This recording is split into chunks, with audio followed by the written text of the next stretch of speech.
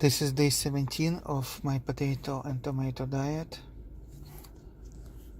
It's strange, but I usually eat once a day. Today I had 2 breakfasts and this is my lunch to go.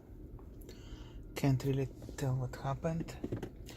So I'm gonna have my lunch and watch Mcdougall. What I'd like to do is I'd like to talk to you about something that I can't stop talking about. And some of you may have heard this lecture before, but there's some new things, and I bet there are a few things that you could learn again. This is my whole focus of attention these days. It's called the starch. This is such a nice way to eat potatoes. You don't need to think what to drink, what to eat. They go smooth and easy.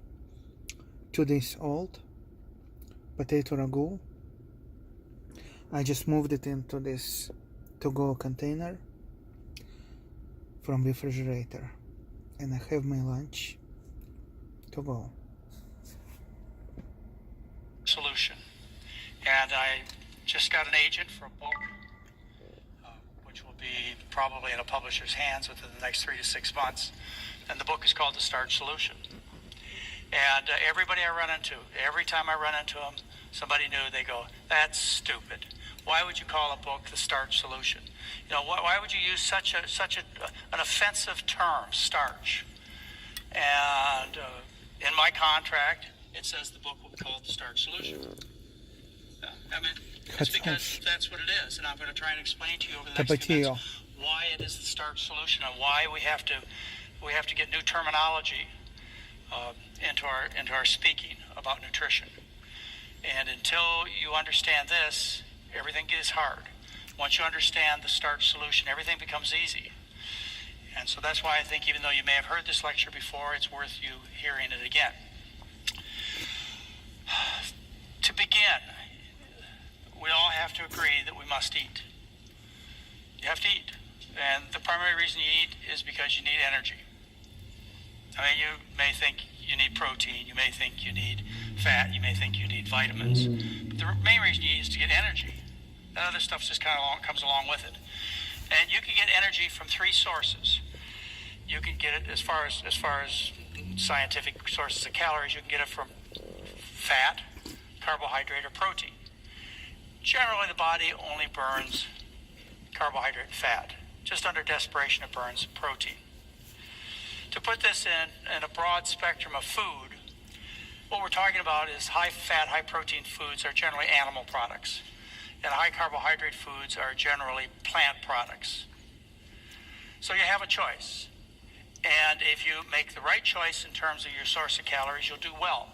If you make the wrong choice, you'll do poorly. When I mention starch, this is what people think of. They think of stiffening shirts. Actually, since the 1400s, starch has been used for stiffening things, for making cosmetics, used in dyes and various industrial purposes. Or you think about this when I mention starch. You think about glop, gooey, non-nutritional white bread or some other type of dough when I say starch. And the other thing you think about... Basically, the idea is that they all tell you what not to eat, what's bad for you, but they do not tell you what to eat. And Mcdougall was the person who said, eat starch, potato, corn, even bread. You don't need to not eat everything. You can eat. When I say starch, maybe you don't, but I'm sure all your friends and parents and doctors do, is when I mention starch, the first thing they say is, starch? You can't eat starch. Starch makes you fat. I mean, everybody knows that if you eat rice, it turns to sugar, and it'll make you obese, and that's why there are 1.73 billion obese Asians living on starch-based diets. I mean, you got to stop these fools someplace.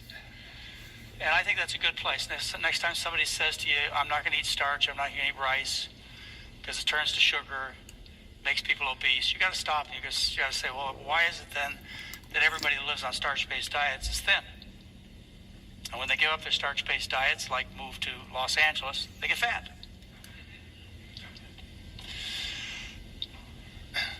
Why do I call it starch? Because that's the name.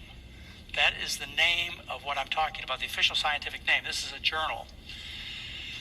It's a very scientific journal. If you're going to publish about the food or industrial uses of starch, then this is where you're going to publish in the journal Starch.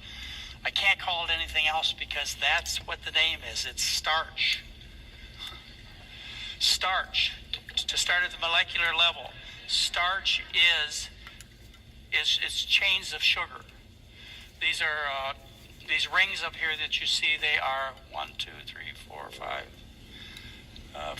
There's 6 carbon sugars, 5 carbon chains, and these are simple sugars. And what these simple sugars do is they attach to other simple sugars with linkages that we can digest. So you have a linkage between these two ring structures, each one of these being, this is an amylose, a simple sugar, and they attach together. And then we have enzymes that we make in our gut that can come and break these linkages apart, and these sugars can be absorbed into the body, and then they go into the cells and they provide energy. So you make these chains, and then you put branches off these chains. You get these long branching chains of sugar. And that's what starch is long branching chains of sugar. And then you take these long branching chains of sugar and you collect them in the cells in organelles called amyloplasts. Or a more common term would be starch grains or starch granules. And they float around in the cell. That's what these are. And inside one of these globs here that has a membrane around it are tens of thousands of starch molecules, which are long branching chains of sugar. Now, why are these in the cell? This guy grew up on some kind of farm or something. Family has money and they always fed him milk and meat so he could be athletic and strong. By age 18 he got stroke. Half of his body got paralyzed. He thinks it's from animal products. Now he switched to non-fat starchy vegetables and bread, and he hit 72. Still lumping on one side, but didn't die. These long branching chains of sugar. Why is this energy in the cell? The energy is in the cell for the plant's purposes. The plant, through the process of photosynthesis, made these sugars, turned them into chains, and put them in these organelles, these amyloplasts, so that it would have energy come springtime to germinate and grow anew. That's why it's there. It's for the plant's purpose. It's stored energy. That's real important to emphasize. This is stored energy that the plant stores for its own uses. We call these starch grains or starch granules or amyloplasts. Now, when I talk of starch in terms of foods, what I'm talking about are foods that contain... This was update day 17, meal number 3. I document every meal for 30 days on starch solution diet. My current weight in description. Follow, subscribe.